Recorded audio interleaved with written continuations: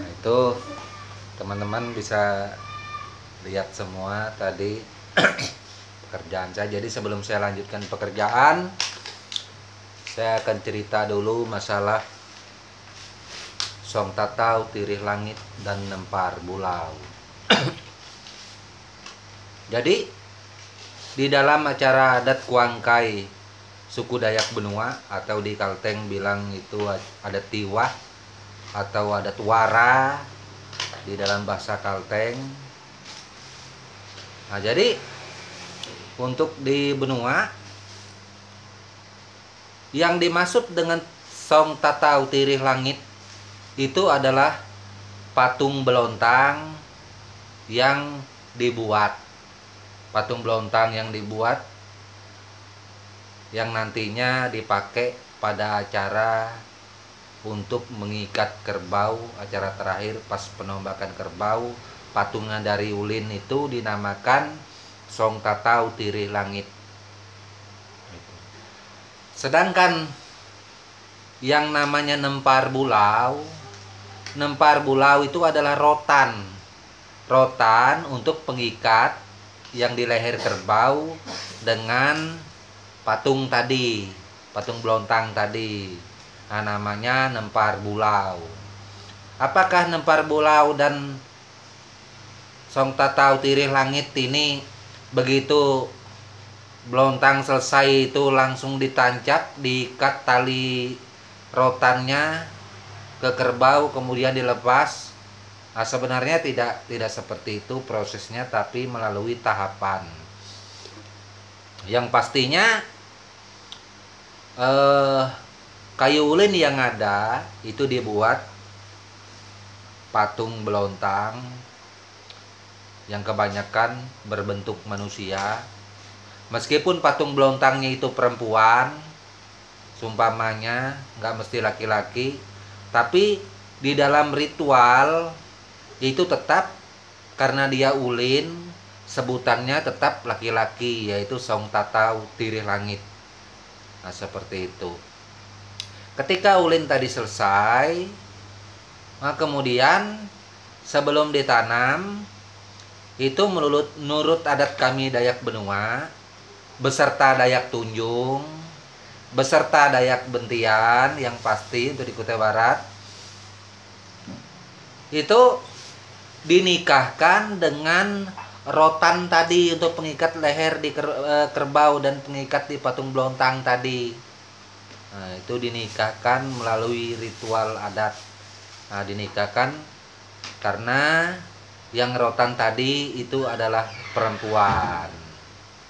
Nah, jadi si Tatau Tirih Langit dinikahkan dengan Nempar Bulau.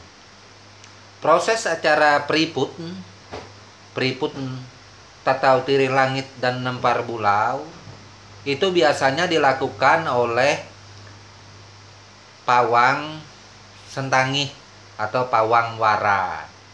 Maka pawang wara itu akan memantrai separuh untuk di pihak patung belontang, separuhnya lagi di pihak tali selampit rotan itu tadi. Nah, jadi di situ nantinya ada yang namanya lalak. Lalak ini adalah perantara antara pihak laki-laki dan perempuan sebagai juru bahasa ibaratnya.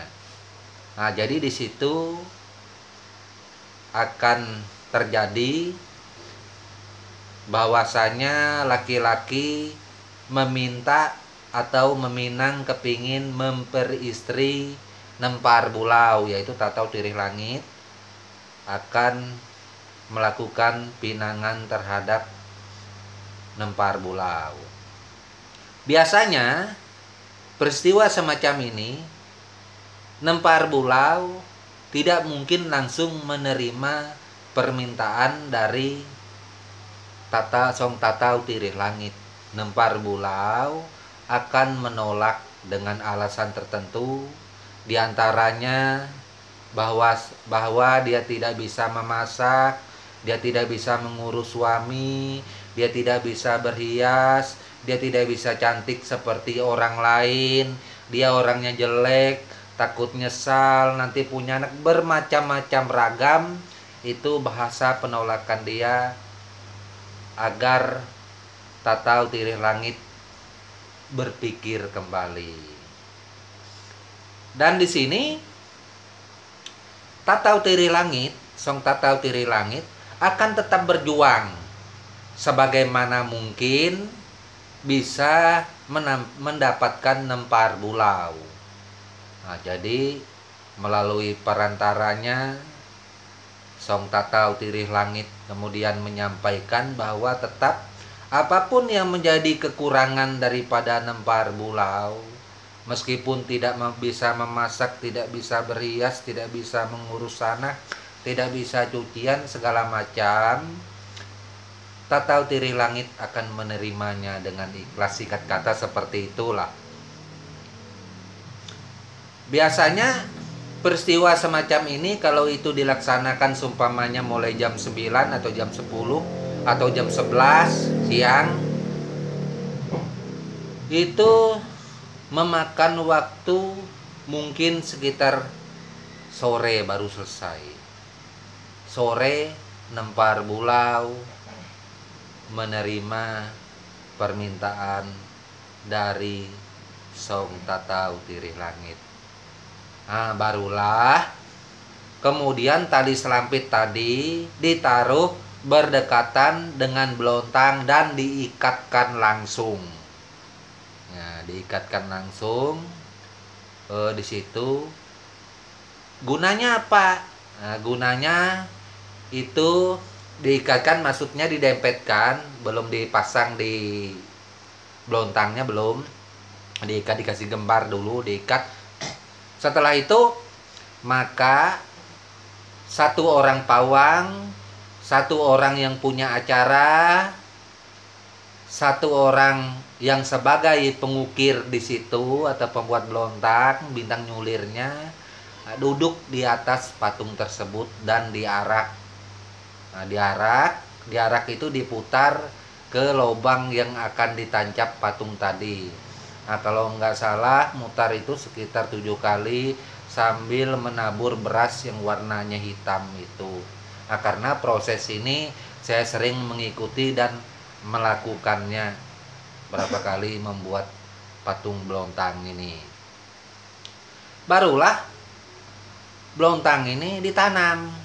Dan itu seperti mengulang kisah yang tadi, setelah selesai nikah, dinikahkan bukan hari itu juga, besoknya. Nah, ya, besoknya atau selang selisih sehari, lusanya baru ditancapkan itu tadi. Nah, itu. Dan sekalian tali selampit diikatkan di patung belontang, diikatkan di leher kerbau. Itu juga ketika mau menanam patung belontang itu seperti biasa. Begitu selesai ditaruh, belontang itu tidak langsung ditanam di tanah. Itu dimantrai dulu. Dimantrai, di situ ada jomit boyas jomit tetar boyas bui, ada telur, ada ayam, di situ ada darah di situ, dan si pawang memantrai baru ditancapkan. Seperti itu, teman-teman, cerita daripada yang namanya Song Tatau Tirih Langit. Rupanya Song Tatau Tirih Langit itu patung belontang ulin, itu namanya dia. Nempar Bulau itu wanita, dan ternyata itu adalah sebutan untuk rotan atau tali selampit pengikat di patung belontang ke leher kerbau. Nah, seperti itu, maka pelaksanaan pun dimulai. Itu pun belum bisa langsung dilepas. Kerbau tadi dipagar, dibuat gelogor, tempat-tempat orang di atas menyampaikan jika seandainya acaranya habis sekian, kegiatan itu seperti ini.